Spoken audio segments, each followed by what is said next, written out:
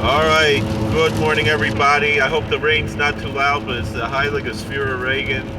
The Heilige Pinchas Koritzer says that there's all kinds of blessings of healing that come into the world when it rains, particularly during the Yemei HaSefirah, Chodesh Iyar. Chodesh Iyar is Oisius and Yashem Reifecho. I am the Lord thy healer. And I wanted to look at least the Shulchan Aruch. We might take some time later to look at some of the nice Kalim, but I wanted to mostly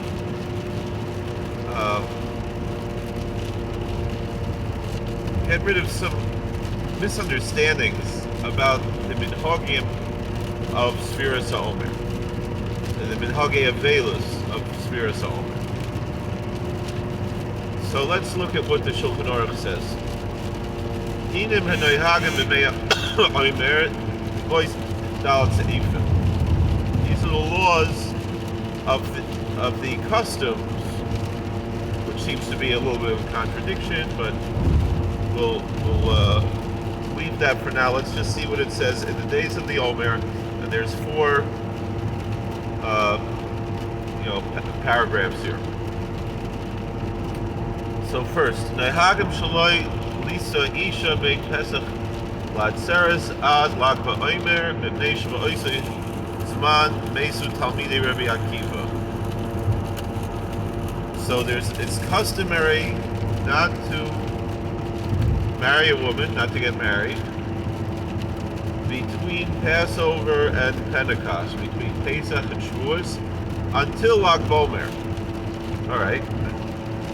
Why? Because during that time, the disciples of Rabbi Akiva died.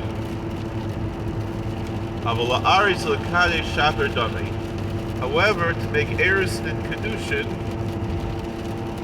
you're allowed to do. Meaning, essentially, you're allowed to make... Practically today, you're allowed to get engaged during this time. And really, the first part of the marriage you would be allowed to do, but since we do them both together, practically speaking, you're not going to do that. The suinami, but even when it comes to a full marriage, if someone does it, we don't punish him. Because it's just a custom.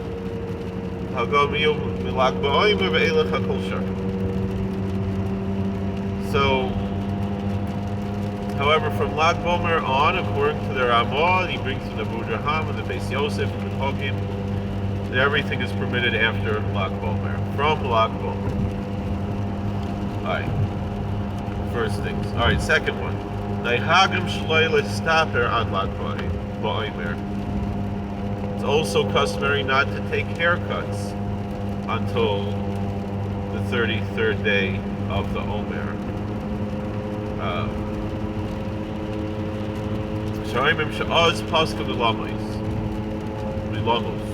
Because it said that that's when they stop dying.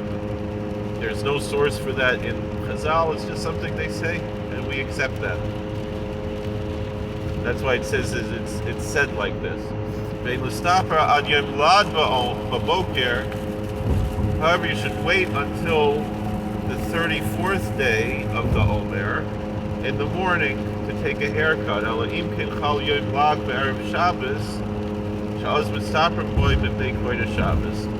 if Lag BaOmer itself falls, the 33rd day of the Omer falls on a Friday, then you could take a haircut L'Kovet Shabbos in honor of the Sabbath.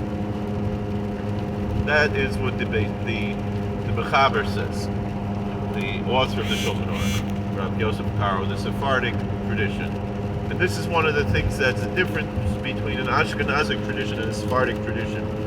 As we've discussed before, sometimes a Sephardic posek could say something that applies to both Ashkenazim and Sephardim, right? But this is one of these areas because it's more of a cultural issue in a certain sense. It's not something rooted in Chazal. It's rooted in an idea mentioned in Chazal, but it's not halachically rooted in Chazal. That would allow that there are different opinions. So there it's the Sephardic opinion. You don't take a haircut, meaning it's the Beis Yosef's opinion. We should mention that you don't take a haircut until the 34th day of the Omer. However, it would seem that they would allow a wedding on the 33rd day of the Omer. We'll look at that. Now the Ashkenazic opinion of the Ramah, Hagava Medinos Elu, Eina Hagen Gemara, Velan Stapa Biyom Lag Boimer. So the Ashkenazic opinion is that in these countries, meaning in the Ashkenazic countries, we do not follow his words here, meaning the Mechaber's words. Rather, you take a haircut on the day of Lag Bomer. Umarben by Ktsas Simcha. And also, you have a little bit extra joy on this day.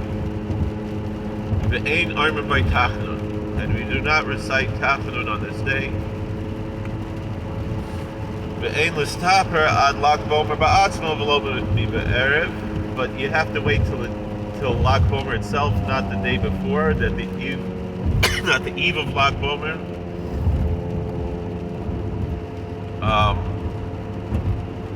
Although it's not clear what does that mean about taking a haircut at night, the night of Lag Bomer.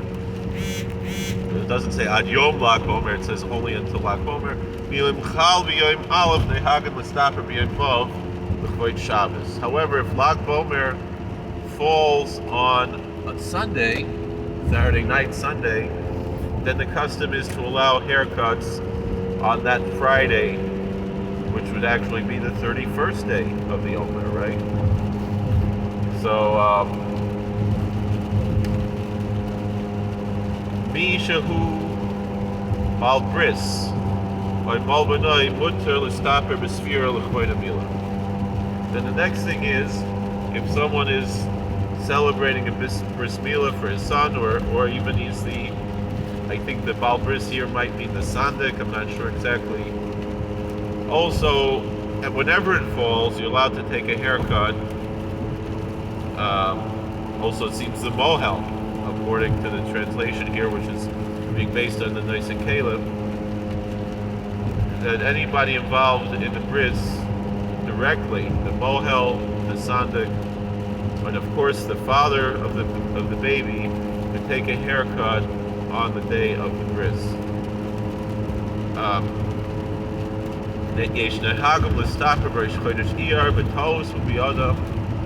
Some people have a custom of taking a haircut on Lag Bomer, on Rosh Chodesh Iyar, and that's a mistake, according to the Mechaber, because the Mechaber doesn't recognize the idea of different countings of when the mourning takes place. However, the Ramah comments, in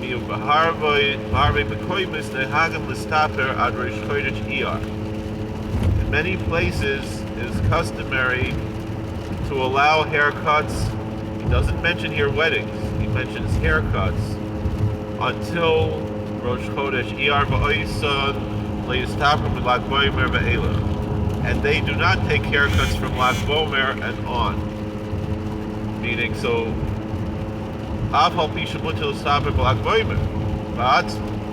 and if they hold that opinion, then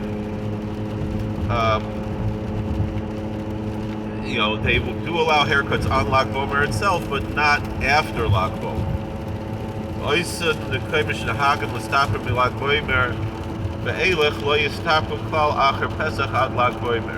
But if those places that allow haircuts after Lag Bomer do not, which is also the Sephardic opinion, of course, should not allow haircuts.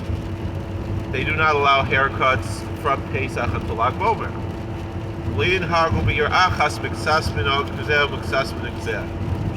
Is going to do. However, in one city, you should not have two different opinions, because and also you shouldn't allow both ends as far as that's concerned. Meaning, just to not take haircuts from the second day of ER until Lag Bomer, and no other minhagei avelus other than those, 17 days or 16 days or so.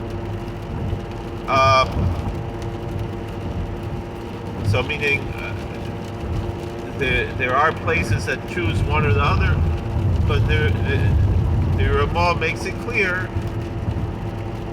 that it's not you do whatever you want. Of course, later poskim have been makel to say that you could pick one or the other, as certainly, but there's no mention here of the whole mention here is about haircuts, not weddings. Meaning, it seems that nobody allows weddings from the end of Nisan, according to just a simple mechaber Ramah here until we get to the Nosekeh. Nahagu Hanoshim Shloilasos Mocha Mipesach Baratzeres Mishkias Achama Ve'elach. And there's also a custom for women not to do Malacha from Shkia and on during the whole Sefirah. And that's it. That is the whole body of what the Mechaber and the Ramah felt was important to mention as far as Minhagei Avelus during Sefirah, as far as mourning during Sefirah. So there's two things that I want to mention that are missing here. One is the custom not to wear new clothing, especially new clothing that would require one to make a shechianu. Not mentioned. The Ariya Kodesh does mention that. So that would be one more thing. And also the Ariya Kodesh, it would seem, the Arizal, as far as what I understand, says that these Minhagei Avela should apply throughout Sefirah, and so he is more strict than the Mechaber and the Ramah to say that there should be no haircuts and no. He said you should try to avoid making a shechianu if possible, is what the Ariya Kodesh seems to say. But no haircuts and no weddings throughout Sefirah. Although, of course, again, there's permission for weddings on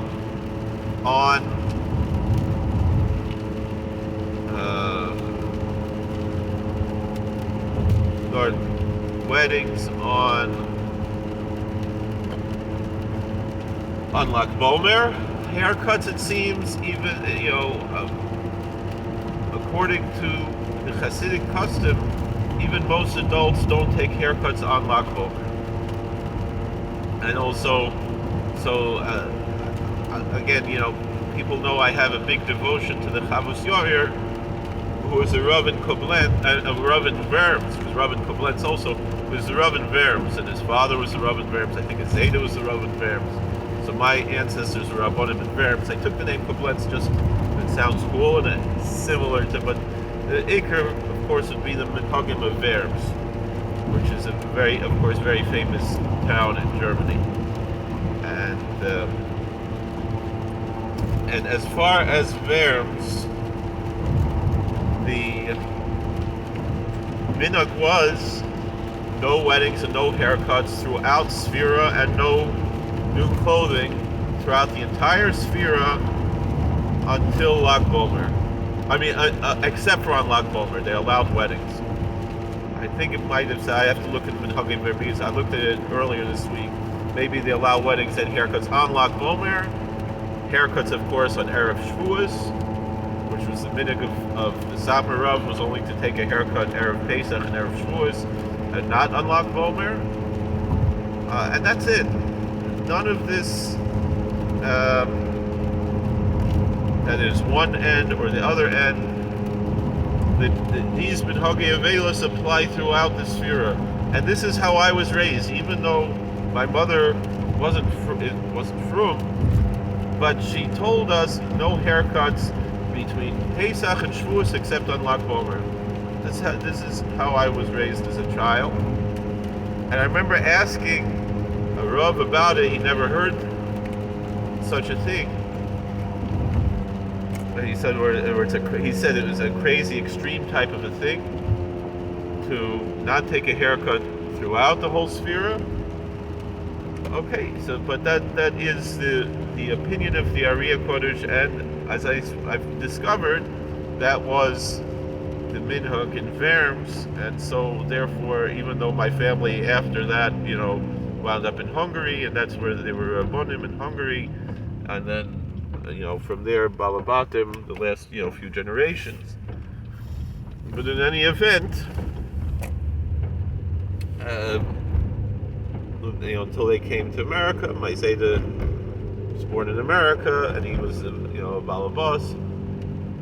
But the point is that we see there is an Indian of Minhagi Avelus throughout Sefirah. However, so the one thing that's missing here in the Mechaber and the Ramah, and there's nothing earlier, the Rambam doesn't mention it, it's not mentioned in Chazal. There are, discussions of the deaths of Rabbi Akiva's Talmidim in Chazal, and there's also mentioned in Chazal that the suffering in Gehinnom, perhaps according to one opinion, only happens between Pesach and Shavuos, because it says Midei Shabbos v'Shabbato. It's a Mishnah like that, and it's one opinion of the Mishnah. The other opinion is it's all year long, it lasts for a year, up to a year is what we're told. And that's it. But that's not necessarily an Indian of Avelus, but might be related to that somewhat. But other than that, there is one big thing that, of course, is missing here. And I think the thing that probably for most people, and also shaving is not mentioned. So people who shave their beards regularly, there's no mention of shaving, only mistaprim, and not giluach. So, you could discuss as far as that's concerned. Are you allowed to shave? If you have, obviously you can't shave with a razor anytime, but are you allowed to trim or use electric shaver or whatever to remove the hair of the face? Of course, Hasidim don't do that, or pious Hasidim don't do that. People who have that cultural approach to the Hasidic approach. But there are people who are, dedicated Hasidim of a particular Rebbe, and they're more balabatish, whatever, and either they might trim their beard or shave it off.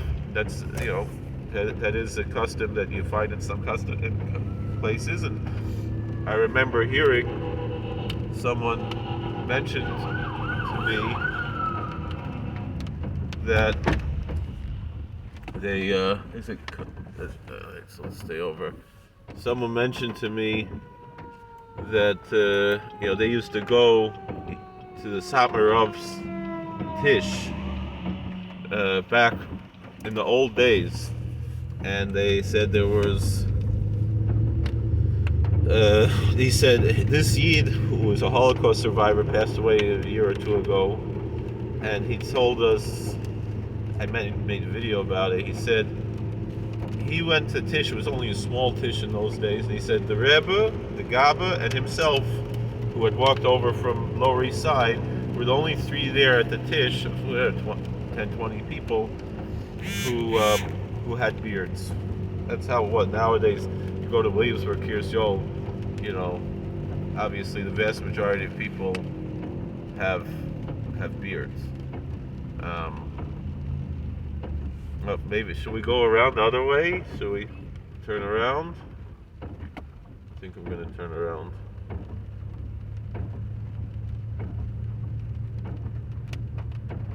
So,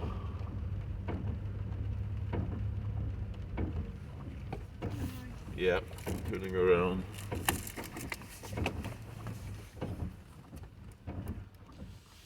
So anyway, with that being said,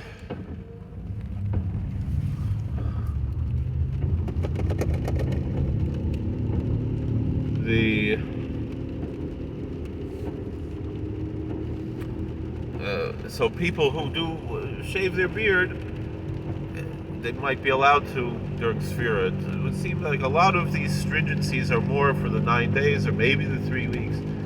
But the other thing that's, and so again, I don't trim my beard, so I don't think that much about that. But the biggest thing that's missing here is listening to music. There's no mention here. All right, we want to get to the later poskim, Nosei Kalim, and discuss. And there's a lot of discussions between the different opinions as far as this question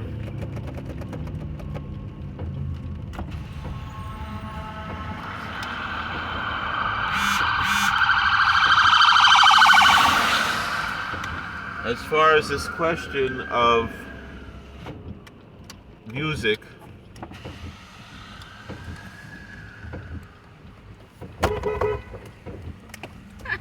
trying to get people's attention. They can turn around because the road is closed. But anyway, with this being said, there's no mention of not listening to music here. Live music, of course, there was no such thing as recorded music in that time. Now, if you want to discuss this question about listening to music at all, the poskim seem to say that there is no heter at all to listen to music, except at a chasana, except at a wedding. And so therefore, if you can't have a wedding, you might want to say kal v'chomer, you can't listen to music, all the more so. But today we are accustomed to listen to music regularly. People go to concerts and so forth, and nobody is moiche them. And also, people listen to music on the radio and on recordings. Nobody is moiche. So therefore, with that being said,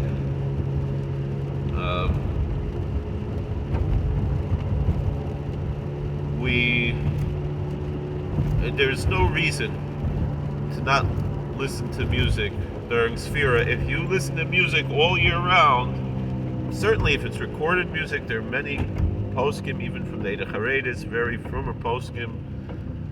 Eidei Chareidis is the same ideology as Satmar, who say that you can listen to recorded music, radio music, etc. So, if you want to be frum, Tabayel of Bracha.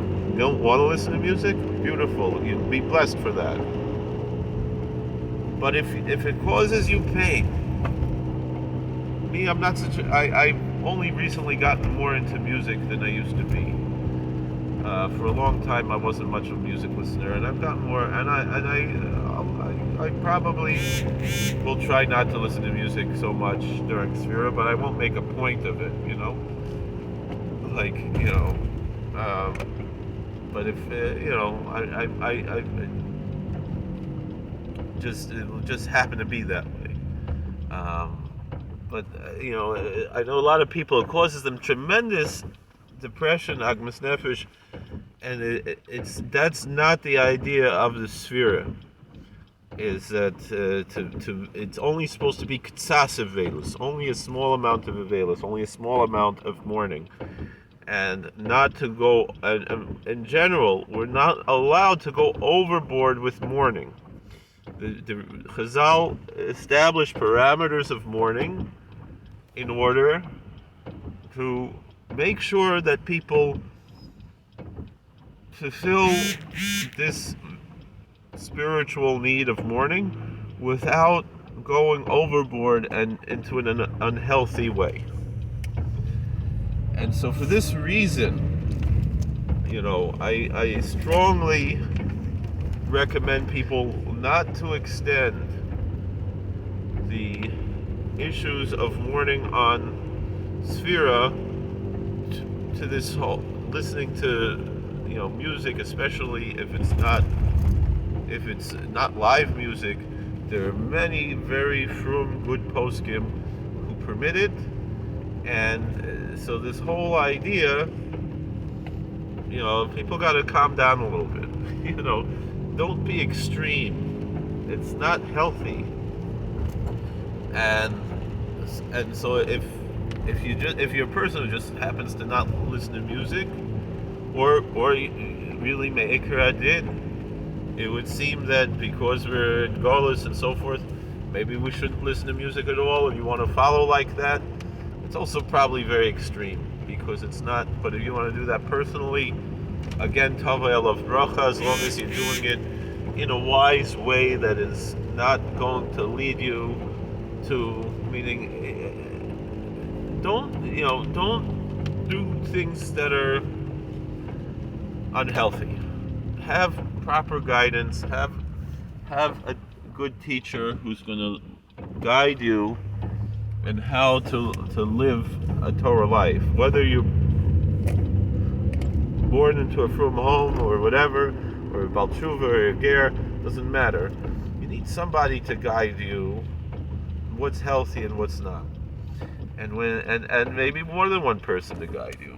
It's not a problem like that. But this is an extreme thing that the community has accepted, that's not kehalocha. And not only that, but it does a lot of damage. And it causes people anguish. And for this reason, there should probably be an end to this approach, I feel, at least on a communal level. If an individual wants to be a little bit more strict, again, Tavai Alav Bracha. But to impose it on other people, and it causes a lot of difficulty for people, it's not the right way. It's not the right way, and it's very it's unfortunate that so many people, have a lot of pain and suffering from this. It's not. We shouldn't impose that on anybody. So, that's really the message, and it's something, maybe with this particular issue is kind of how I've always more or less felt, especially with recorded music. With other issues too, people have to learn how to not hurt other people. Don't use religion as a weapon. Don't hurt other people in a manner that's not necessary. I think I have another opinion. Okay. I feel like another opinion would be that you don't listen to music like you put on music yourself. Just listen to it, you know what I mean? Yeah. But what you could do is, if you're watching a movie, for example, even if it's a musical, you shouldn't freak out. That's also true. The other thing is, what I've heard is gatherings. Meaning, if you're by yourself listening to music, it's okay. And some people say it's said that you shouldn't listen to music like with 3 or more people together. Then it becomes, they say, simcha mereim, like it's a communal celebration. That so the same thing. Like you make a bar mitzvah during Sefirah, people, there's no dancing and there's no there's only a cappella music. There's no musical instruments. Some bris or some other sudas mitzvah. It makes sense, but the truth is also, it would seem even making a siyum should be enough of a simcha that you should be allowed to. But the truth is, there's no. The point I'm making here is that there's no source for not listening to music. The source only, if you want to even call it, how we define what is a source in Jewish law. You want to discuss whether the Shulchan Aruch is a source or the Shulchan Aruch is a collection of things from previous sources.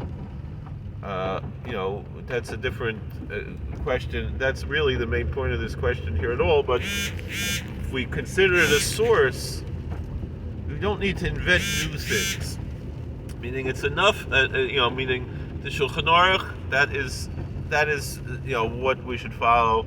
The Arizal, even certainly if you have a Hasidic or Kabbalistic ideology, you should follow But so therefore, what do we have for Sefirah? No weddings, no haircuts, and then you want to go beyond to the Hasidic way, no shechianu. But there's no mention of no music. So that's the point of what I'm saying here. Why you don't have to go and do something that's more strict when there's no reason to do so. You know, we should, when we do something, it should have a purpose, a reason, an idea behind it, not just this is what we do and we don't know why. You know, we should be an educated. Jews are always known to be a people who are educated, and we just do things. All right, you want to say, okay, this particular posek says like this. This is how he interprets it, because he learns out of Kal V'chomer that if you can't have weddings, so then it would seem you can't have music. I made my argument why that should not apply today, because we live in a society today where music is more ubiquitous than it was in past years. But again, some people are going to say, well, that's the reason why. Because of the ubiquitous nature of the music, that's the reason why it's not mentioned. Once again, we live in a society now where music is more ubiquitous, so some people want to be strict and say, because, yeah, that's why it's not mentioned. You know, and because it's more ubiquitous now, it wasn't ubiquitous then, so there was no reason to mention music then. And that's what's intended. But again, so everybody, you should follow your own posik, you should follow what's done in your community. But understand what is the meaning behind it. Meaning you still, after that, you make an educated choice. I'm still going to do this. Well, it's an educated choice. It's a different story, you know. But not just to do. Now, the other issue, I mean, there are other things in Shulchan Aruch that are missing in Shulchan Aruch that, you know, we make into halachic issues. And the question is it or is it not? You know, the mechitza is you know, the big question, and some people have claimed, well, the women didn't go to shul in the old days, and so that's why there's no mention of a mechitza. But that's historically not true. Although historically, most likely, they did sit totally separately. I mean, you look at the old shuls, we know that there was a place for women, etc. So it's not, you know. But again, that maybe this was a question that didn't even come up. No one ever thought of anything differently. Maybe again because I don't know. Even I think men, certainly if you're coming from the Islamic communities, the men and women are separate in prayer, and I think even in those days, many churches, men and women were separate in prayer. Certainly, I think in the Orthodox churches, there was like that. The Catholic Church, maybe not as much. I'm not even sure how it was in those days, but Can I lock the door? no, it doesn't matter. So anyway, but that's not really the issue we're talking about here. The main issue is like that. All right, have a good day. Thank you for watching. God bless. Please like, share, and subscribe, comment, and we'll see you all later. Bye, Pappy. Love you, Celine. How do I turn this off?